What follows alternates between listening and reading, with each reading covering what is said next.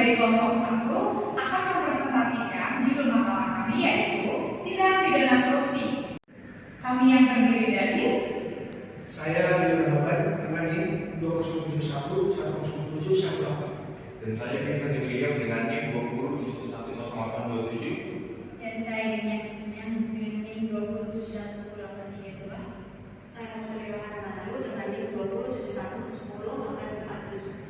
saya Arya Komisioner Pasaribu dengan NIM 207110646. Saya Putri Yohana Sinanda dengan NIM 2111970. Saya Aditya Israel dengan NIM 207110965. Saya Simon Manuel dengan NIM 207111089. Yang pertama adalah latar belakang. Perkembangan peradaban dunia semakin hari seakan-akan berlari menuju modernisasi. Perkembangan yang selalu membawa perubahan dalam setiap sendi kehidupan tampak lebih nyata. Seiring dengan itu pula, bentuk-bentuk kejahatan juga senantiasa mengikuti perkembangan zaman dan bertransformasi dalam bentuk-bentuk yang semakin canggih dan beraneka ragam. Kejahatan dalam bidang teknologi dan ilmu pengetahuan senantiasa turut mengikutinya. Kejahatan masa kini memang tidak lagi selalu menggunakan cara-cara lama yang telah terjadi selama bertahun-tahun seiring dengan perjalanan usia bumi ini. Bisa kita lihat contohnya adalah seperti kejahatan dunia maya atau biasa dikenal dengan cybercrime, tindak pidana pencucian uang atau money laundry, tindak pidana korupsi, dan tindak pidana lainnya.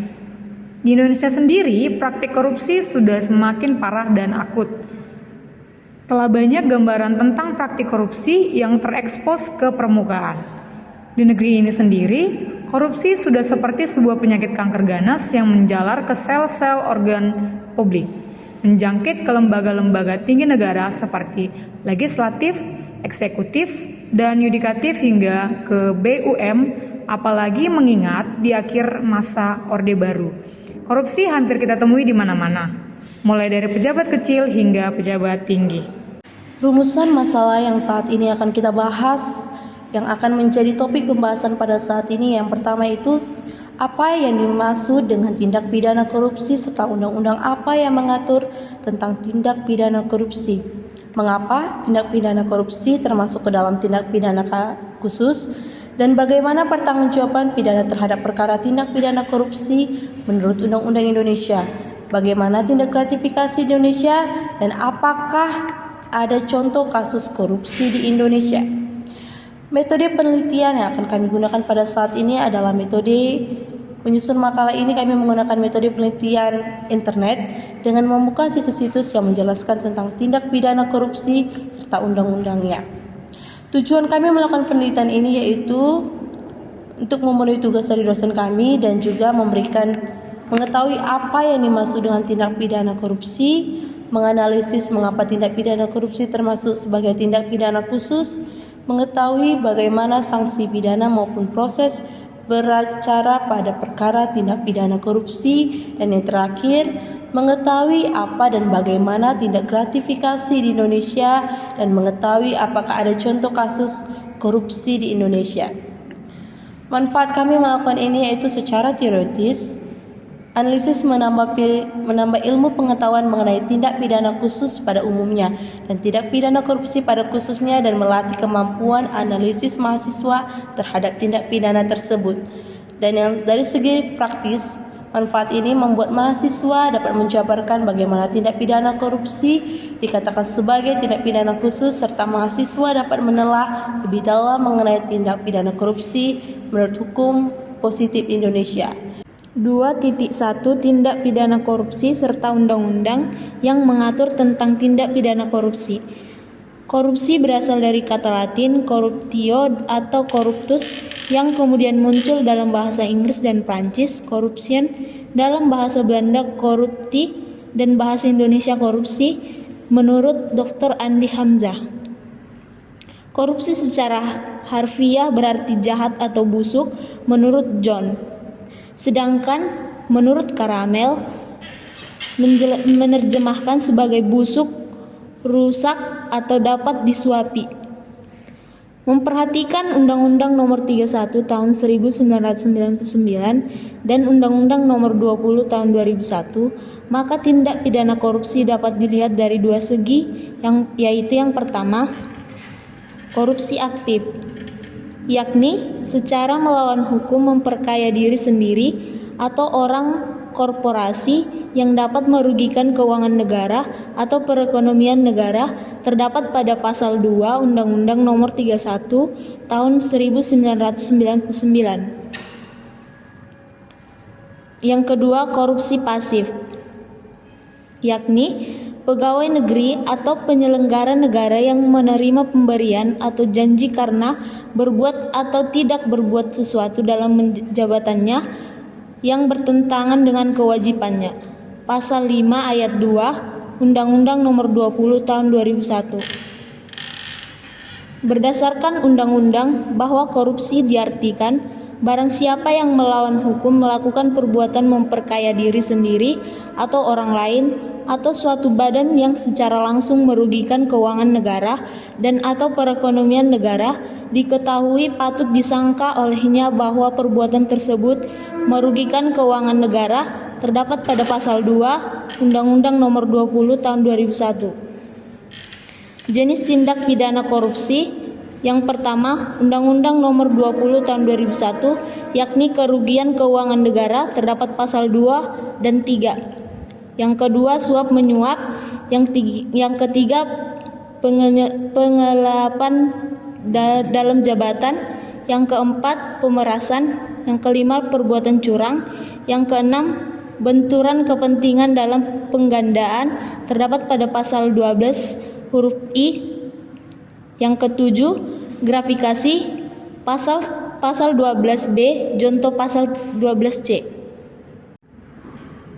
2. Tindak pidana korupsi termasuk ke dalam tindak pidana khusus.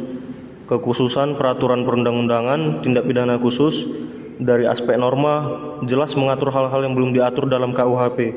Dikatakan khusus karena dalam UU Nomor 20 Tahun 2001 tentang perubahan atas UU Nomor 31 Tahun 1999 tentang pemberantasan tindak pidana korupsi terdapat asas atau hal-hal yang menyimpang dari ketentuan umum dalam buku KUHP. Contohnya perbedaan pada KUHP sebagai sumber hukum material pada tindak pidana umum dengan UU tindak pidana korupsi pada tindak pidana khusus. Nomor perbedaan KUHP nomor 1. Perbedaan penyadap KUHP tidak dibolehkan. UU tindak pidana korupsi dibolehkan dilakukan penyadapan. Nomor 2. Perbedaan aparat penegak hukum. KUHP polisi sebagai penyidik dan penyelidik. UU tindak pidana korupsi penyidik dan penyelidik selain polisi juga bisa jaksa, penuntut umum dan penyidik KPK. Nomor 3. Perbedaan hukum pokok. KUHP pidana mati, pidana penjara, kurungan dan denda. UU tindak pidana korupsi pidana mati, pidana penjara hukuman denda. 2.3 Pertanggungjawaban pidana terhadap perkara tindak pidana korupsi menurut Undang-Undang Indonesia. Menurut Undang-Undang Nomor 1 Tahun 2022 tentang Kitab Undang-Undang Hukum Pidana atau KUHP, KUHP mengatur hukuman untuk koruptor pada pasal 603. Hukuman berupa pidana, penjara, dan denda. Setiap orang yang secara melawan hukum melakukan perbuatan memperkaya diri sendiri, orang lain, atau korupsi yang merugikan keuangan negara atau perekonomian negara dipidana dengan pidana penjara seumur hidup atau pidana paling singkat 2 tahun dan paling lama 20 tahun. Dan pidana denda paling sedikit kategori 2 dan paling banyak kategori 4. Bunyi pasal 603 KUHP. Hukuman bagi koruptor di KUHP lebih kecil dibandingkan hukuman di Undang-Undang Pemberantasan Tindak Korupsi. Pasal 2 Undang-Undang Tipikor menyebut hukuman penjara bagi koruptor paling sedikit 4 tahun penjara. Maksimal hukuman penjara bagi koruptor ada 20 tahun. Selain itu, Undang-Undang Tipikor mengatur denda koruptor paling kecil 200 juta, denda paling besar 1 miliar. 2.4 Gratifikasi di Indonesia. Undang-Undang Pemberantasan Tindak Pidana Korupsi Nomor 31 Tahun 1999 Junto Undang-Undang Nomor 20 Tahun 2001 memperkenalkan suatu perbuatan yang dikenal sebagai gratifikasi sebagaimana diatur di dalam pasal 12B. Di dalam penjelasan pasal 12B ayat 1 disebutkan pengertian gratifikasi adalah pemberian dalam arti luas meliputi pemberian uang, raba atau diskon, komisi, pinjaman tanpa bunga, tiket perjalanan, fasilitas penginapan, perjalanan wisata, pengobatan cuma-cuma, dan fasilitas lainnya. Gratifikasi hanya ditujukan kepada pegawai negeri atau penyelenggara negara sebagai penerima suatu pemberian. Pemberian itu akan dianggap sebagai suap apabila dapat dibuktikan bahwa diberikan berhubungan dengan jabatannya yang berlawanan dengan kewajiban atau tugasnya. Sifat pidana gratifikasi akan hapus dengan dilaporkannya penerimaan gratifikasi itu oleh pegawai negeri atau penyelenggara negara kepada Komisi Pemberantasan Korupsi. 2.5 Kasus korupsi di Indonesia. Kasus korupsi Gubernur Sumsel Nurdin Abdullah diduga terima 5,4 miliar, diberitakan kompas.com Minggu tanggal 28 bulan 2 2021. Nurdin ditetapkan sebagai tersangka kasus dugaan suap proyek infrastruktur di lingkungan pemerintah Provinsi Sumsel. Dalam operasi tangkap tangan, KPK mengamankan 6 orang yaitu AS, NY, SB, ER, IF, dan NA di 3 tempat berada di Sulawesi Selatan. Kesimpulan, Undang-Undang Nomor 20 Tahun 2001 tentang perubahan atas Undang-Undang Nomor 31 Tahun 1999 tentang pemberantasan tindak pidana korupsi merupakan tindak pidana khusus karena dapat asas atau hal-hal yang menyimpang dari ketentuan umum dalam buku IKHUAP. Walaupun demikian, peraturan perundang-undangan yang khusus mengatur tentang tindak pidana korupsi sudah ada. Di Indonesia sendiri, undang-undang tentang tindak pidana korupsi sudah ada 4 kali mengalami perubahan. 2. Tindak pidana korupsi dikatakan tindak pidana khusus karena dasar hukum maupun berlakunya menyimpang dari ketentuan umum buku 1 KUHP. Bahkan dalam hukum acara peraturan perundang-undangan, tindak pidana khusus dapat menyimpang dari UU Nomor 8 Tahun 1981 tentang hukum acara pidana. Contohnya, dalam tindak pidana korupsi dilakukan acara pembuktian terbalik atau pasal 37 UU Nomor 20 Tahun 2001. Kekhususan peraturan perundang-undangan tindak pidana khusus dari aspek norma jelas mengatur hal-hal yang belum diatur dalam KUHP. Subjek tindak pidana korupsi diperluas karena tidak dapat meliputi orang pribadi, tetapi juga badan hukum atau korporasi. Sedangkan dalam masalah pemindanaan, dilihat dari pola perumusan maupun ancaman saksi, juga dapat menyimpang dari ketentuan KUHP. Contohnya, dalam tindak pidana korupsi, sanksi pidana minimal 4 tahun. Ketiga, dalam Undang-Undang Nomor 31 Tahun 1999 tentang pemberantasan tindak pidana korupsi, Undang-Undang Nomor 20 Tahun 2001 tentang pemberantasan tindak pidana korupsi pertanggungjawaban pidana pada perkara tindak pidana korupsi, yaitu korporasi adalah kumpulan orang atau kekayaan yang terorganisasi baik merupakan badan hukum maupun bukan badan hukum. Yang terakhir, korupsi memiliki dampak yang buruk terutama bagi negara kita, baik bagi ekonomi maupun pembangunan negara dan juga berdampak bagi rakyat Indonesia.